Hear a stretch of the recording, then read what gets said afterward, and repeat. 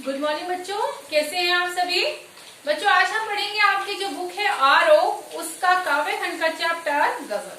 तो बच्चों सबसे पहले हम पढ़ेंगे उनके जो लेखक हैं दुष्यंत कुमार, उनका जीवन परिचय, फिर साहित्य परिचय, और उसके बाद हम जो आपकी पोयम है गजल उसके बारे में पढ़ेंगे, यानी कि उसकी व्याख्या समझेंगे। तो आइए स्टार्ट करते हैं अपना चैप्टर गजल। उसके लेखक हैं दुष्यंत कुमार, उनका जीवन परिचय। दुष्यंत कुमार का जन्म सन 1933 राजपुर नवादा गांव यानी उत्तर प्रदेश में हुआ था। बच्चों उनकी जो प्रमुख रचनाएं हैं वो हैं सूर्य का स्वागत, आवाजों के घेरे, साय में धूप, जलते हुए वन का बसंत जो कि काव्य पाठ है, एक कंठ विश्वाई जो कि गीति नाट्य है, छोटे छोटे सवाल, आंगन में एक वृक्ष और धोरी जिंदगी जो कि दोनों उपन्यास हैं। दुष्यंत कुमार की बच्चों जो मृत्यु हुई थी वो सन 1975 में हुई थी।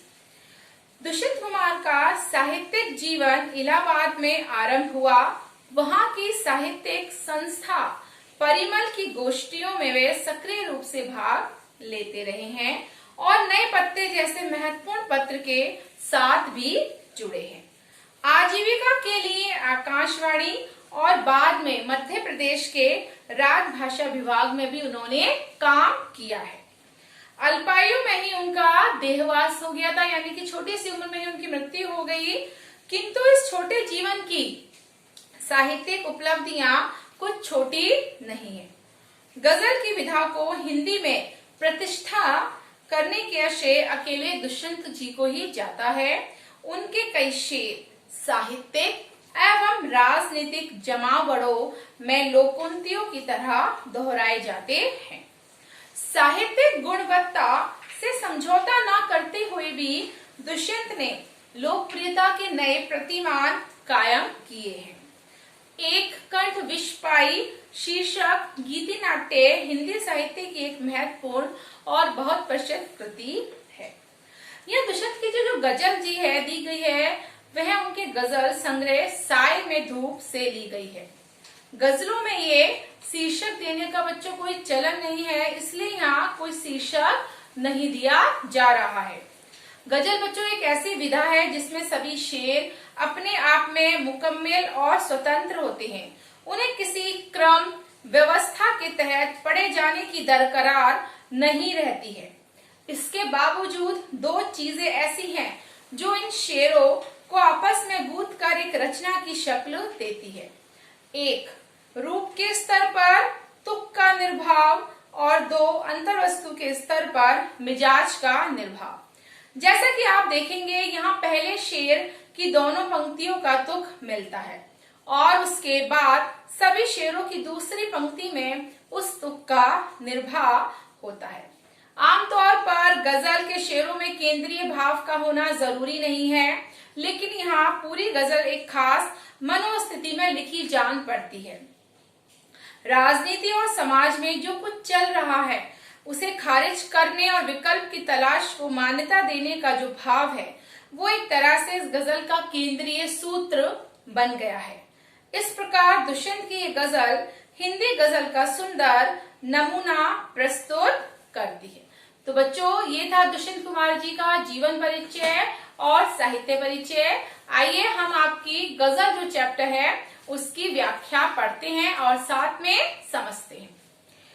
देखिए पहली वाली जो है फर्स्ट, कहाँ तो तय था चिरागा हर एक घर के लिए। कहाँ तो तय था चिरागा हर एक घर के लिए, कहाँ चिराग मैसर नहीं शहर के लिए। देखिए आप सभी जानते हैं चिराग यानी दीपक, मैसर का मतलब है उपलब्ध। देखिए हमारे जो कवि हैं दुष्यंत कुमार जी, जिस समय हमारा देश आजाद हो रहा था उसकी व्यवस्था पर इन्होंने कहीं ना कहीं व्यंग करते हुए कहा है। कवि जो है राजनीतिक अव्यवस्था के बारे में वर्णन करता हुआ कह रहा है कि जब देश की आजादी को प्राप्त करने के बाद ये तय हुआ था कि प्रत्येक घर में रोशनी दी जाएगी, प्रत्येक घर के लिए सुख सुविधा दी जाएगी, यानी सुख सुविधा रूपी चिराग दिया जाएगा, निश्चित रूप से प्रदान किया जाएगा हर व्यक्ति को। परंतु आज तो ये स्थिति बन पड़ी है कि घर तो क्या पूरे शहर को रोशनी देने के लिए एक भी चिराग उपलब्ध नहीं है। अर्थात बच्चों कवि कहना चाहता है कि घरों को विभिन्न प्रकार की सुख सुविधाएं उपलब्ध करवाने के आश्वासन दिए गए थे, परंतु वे केवल आश्वासन ही सिद्ध हुए। 2-4 घरों की बात तो दूर, पूरे के पूरे शहर की जो जीने के लिए उन्हें सुख सुविधाएं नहीं दी गई। राजनीतिक के पहले तो बड़े बड़े सपने दिखाते हैं, लोगों से झूठे वादे करते हैं, लोग उनके ही झूठे बातों में रहते हैं और उनको धीरज देने के सिवाय वो कुछ भी नहीं करते हैं। दूसरा देखते हैं बच्चों, यहाँ दरख्तों के साए में धूप लगती है। यहाँ दरख्तों के साए में धूप लगती है, चलो यहाँ से चलें और उम्र भर के लिए। देखिए इसमें जो हमारे कवि हैं वो समाज और राजनीतिक क्षेत्र में जो फैली अव्यवस्था है उस पर कहीं ना कहीं कटाक्ष करते हैं और उनका मानना है बच्चों की जो योजनाएं हैं बहुत बनाई जाती हैं, योजनाएं तो सरकार योजनाएं तो बहुत मगर उनका जो वास्तविक स्वरूप है वो कुछ अलग ही होता है। सुख और सहारा देने की बात करने वाले कहीं ना कहीं दुखों का क्या बन जाते हैं, कारण बन जाते हैं। कवि दुष्यंत जी वर्णन कर रहे हैं कि वृक्षों को इसलिए लगाया गया कि धूप ना लगे, कि वृक्षों को इसलिए लगाया गया कि धूप ना लगे, परंतु आज उन्हीं वृक्षों की छाया में धूप लगने लगी है। परंतु आज उन्हीं वृक्षों की छाया में धूप लगने लगी है। अर्थात हमारे जो कवि हैं वो चाहते हैं कि अब यहाँ से सदा के लिए चले जाना ही बेहतर है। अर्थात कवि ने यहाँ जो राजनीतिक और व्यवस्था है उसके विषय में कहीं ना कहीं कटाक्ष किया है, व्यंग किया है कि जनता को अनेक प्रकार की सुख सुविधाएं देने के लिए जो उपलब्ध कराई गई थी, परंतु वह सुख सुविधाएं आज भी जनता के लिए दुख का कारण बन चुकी हैं।